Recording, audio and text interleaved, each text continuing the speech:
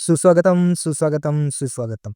નમસ્કાર વિદ્યાર્થી મિત્રો, સ્વાગત છે તમારું આપણી મનપસંદ યુટ્યુબ ચેનલ મેથ્સ એન્ડ ઇંગ્લિશની અંદર. વિદ્યાર્થી મિત્રો, આજે આપણે પ્રકરણ નંબર 2માં સ્વાધ્યાય 2.1નું સોલ્યુશન કરવાના છીએ. જો વિદ્યાર્થી મિત્રો તમે હજુ સુધી આપણી યુટ્યુબ ચેનલ મેથ્સ એન્ડ ઇંગ્લિશને સબસ્ક્રાઇબ ન કરી હોય તો સૌપ્રથમ ચેનલને સબસ્ક્રાઇબ કરી દેજો અને હા, આ વિડીયોને એક લાઇક પણ કરી દેજો. તો ચાલો વિડીયોની શરૂઆત કરીએ. સ્વાધ્યાય 2.1 પ્રશ્ન 1 10,999ના પછી તરત આવતી 3 પ્રાકૃતિક સંખ્યા લખો. તો આવે 11,000. કેટલા આવે?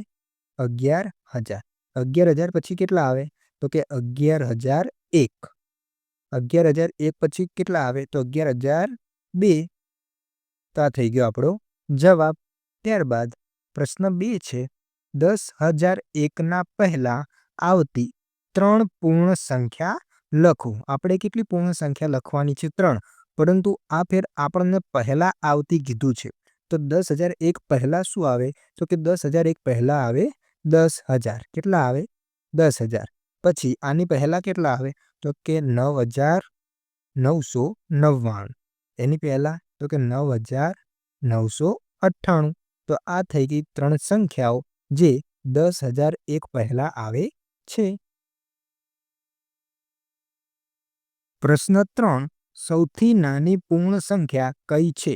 તો જવાબ આવશે 0, એટલે કે 0. ત્યારબાદ પ્રશ્ન 4 જોઈએ. સંખ્યાઓ 32 અને 53ના વચ્ચે આવતી પૂર્ણ સંખ્યાઓ કેટલી છે તે જણાવો. એટલે કે 32 અને 53 વચ્ચે કઈ કઈ પૂર્ણ સંખ્યા આવે છે? આપણે 32 અને 53ને લેવાના નથી. તો આપણે ગણીએ. 32 પછી આવશે 33, 34, 35.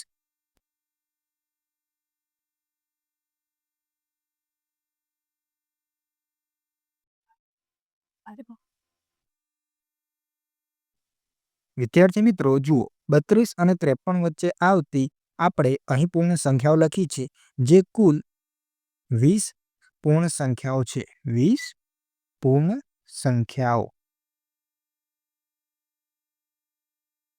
ત્યારબાદ પ્રશ્ન 5 જોઈએ. નીચે આપેલી સંખ્યાઓના પછી તરત આવતી સંખ્યા જણાવો. જેમાં એ નંબરમાં આપેલું છે 24,40,701. તો આના પછી સંખ્યા આવશે 24,40,702. કારણ કે 1 પછી આવે 2. ત્યારબાદ છે 1,01,99. તો આનો જવાબ આવશે 1,02,00,000. કારણ કે 199 પછી 200 આવે.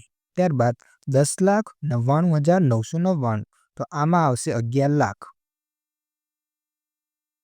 ત્યારબાદ 23,45,670. તો જવાબ આવશે 23,45,671. ત્યારબાદ પ્રશ્ન 6 જોઈએ. નીચે આપેલ સંખ્યાની તરત પહેલાની સંખ્યા જણાવો. જેમાં એ નંબરમાં છે 94. તો 94 પહેલા આવે 93. ત્યારબાદ છે 10,000. તો 10,000 પહેલા આવશે 9,999. ત્યારબાદ 2,08,090. તો આની પહેલા આવશે 2,08,089. ત્યારબાદ છે 76,54,321. આનો જવાબ આવશે 76,54,320. ત્યારબાદ પ્રશ્ન નંબર 7.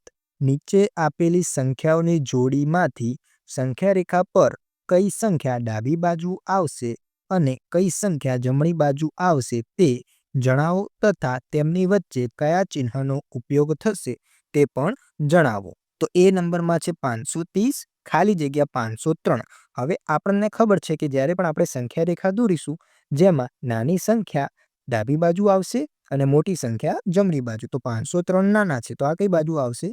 ડાબી બાજુ. અને 530 આવશે જમણી બાજુ. અને 530 એ 503 કરતાં મોટા છે, તો આટલે આવશે ગ્રેટર ધેન. જે સંખ્યા મોટી હશે તેના બાજુ આપણે આનું મોં ખુલ્લું રાખીશું. ત્યારબાદ બી નંબરનું જોઈએ 370 અને 307. તો 307 આવશે ડાબી બાજુ અને 370 આવશે જમણી બાજુ, કારણ કે તે મોટા છે. આમાં પણ આવશે ગ્રેટર ધેન. ત્યારબાદ આ બંનેમાંથી આ સંખ્યા નાની છે એટલે આ આવશે ડાબી બાજુ તથા આ આવશે જમણી બાજુ અને વચ્ચે આવી જશે ગ્રેટર ધેન. ત્યારબાદ આ સંખ્યા મોટી છે એટલે આ આવશે જમણી બાજુ અને આ આવશે ડાબી બાજુ અને આમાં ચિહ્ન આવી જશે લેસ ધેન, એટલે કે આ સંખ્યા મોટી છે તો આ ચિહ્નનું મોઢું આ બાજુ ખુલ્લું રહેશે. ત્યારબાદ પ્રશ્ન નંબર 8 જોઈએ. નીચે આપેલા વાક્યોમાંથી કયું વાક્ય ખરું અને કયું વાક્ય ખોટું છે તે જણાવો. 0 એ સૌથી નાની પ્રાકૃતિક સંખ્યા છે તો આ વિધાન ખોટું છે, કારણ કે 0 એ પ્રાકૃતિક સંખ્યા નથી. ત્યારબાદ 400 એ સંખ્યા 399ના પહેલા આવતી સંખ્યા છે તો આ વિધાન પણ ખોટું છે, કારણ કે 400 એ સંખ્યા 399 પછી આવે છે, પહેલા આવતી નથી. ત્યારબાદ 0 સૌથી નાની પૂર્ણ સંખ્યા છે તો આ વિધાન છે ખરું.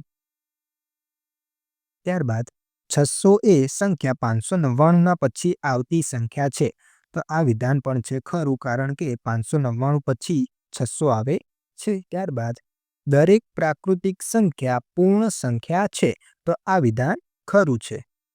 ત્યારબાદ દરેક પૂર્ણ સંખ્યા પ્રાકૃતિક સંખ્યા છે તો આ વિધાન ખોટું છે, કારણ કે પૂર્ણ સંખ્યામાં 0 આવે છે પરંતુ પ્રાકૃતિક સંખ્યામાં 0 આવતો નથી. 2 અંકોની પૂર્ણ સંખ્યાની પહેલા આવતી સંખ્યા 1 અંકની ન હોઈ શકે તો આ વિધાન પણ ખોટું છે. ત્યારબાદ 1 એ સૌથી નાની પૂર્ણ સંખ્યા છે તો આ વિધાન ખોટું છે, કારણ કે સૌથી નાની પૂર્ણ સંખ્યા 0 છે. ત્યારબાદ પ્રાકૃતિક સંખ્યા 1ની પહેલા આવતી કોઈ સંખ્યા નથી, આ વિધાન છે ખરું. ત્યારબાદ પૂર્ણ સંખ્યા 1ની પાસે તેની પહેલા આવતી કોઈ સંખ્યા નથી તો આ વિધાન છે ખોટું, કારણ કે 1 પહેલા પૂર્ણ સંખ્યા 0 આવે છે.